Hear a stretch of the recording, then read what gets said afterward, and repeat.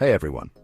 Today we're diving into how the US is reshaping global trade, with a close look at some of the key points from a recent speech by none other than Donald Trump. First up, Trump hammered on the US trade deficit and accused various countries, including allies, of unfair trade practices. He's pretty vocal about how these practices, like non-monetary tariffs and barriers, are stacking the deck against American businesses. He even cited a $36 trillion debt, though that number is a bit murky and seems to mix up our national debt with the trade deficit. Now let's talk about reciprocity. Trump suggests a reciprocal trade system where the US would impose tariffs and taxes on imports that match those levied by other countries on US goods. The idea here is to level the playing field for American workers and companies. He gave some specific examples to illustrate his point. For instance, he mentioned how other countries use non-tariff barriers like unrealistic safety tests to keep out American cars. He noted a small victory when the EU lowered car tariffs to 2.5%. Trump also took aim at the value-added tax, or VAT, used by many countries. He argues that VAT acts as a hidden export subsidy, making US goods less competitive.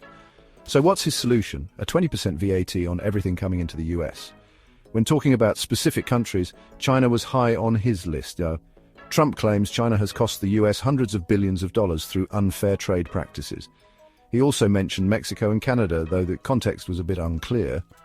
Australia and India were brought up in terms of steel and aluminum imports, and Germany got a shout-out for selling more cars in the US than the other way around. Trump didn't just talk about the problems, he also promised solutions. He claimed that globalization had cost the US 60,000 factories and vowed to bring back jobs and prosperity. The focus was on farmers, families and communities that he says have been hit hard. He's also put some of his cabinet officials to work on these issues. Commerce Secretary Wilbur Ross and Treasury Secretary Steven Mnuchin were tasked with implementing his reciprocal trade policies. Howard Lutnick was mentioned as working to quantify the cost of foreign trade barriers to US businesses, claiming foreign governments collected $370 billion while the US gathered just $57 billion. It's important to note that many of Trump's claims are presented without supporting evidence or context. Economists and trade experts often dispute his characterizations of trade deficits and the effectiveness of tariffs. So if you're diving into these topics, make sure to fact-check and consider various perspectives. That's a wrap for today.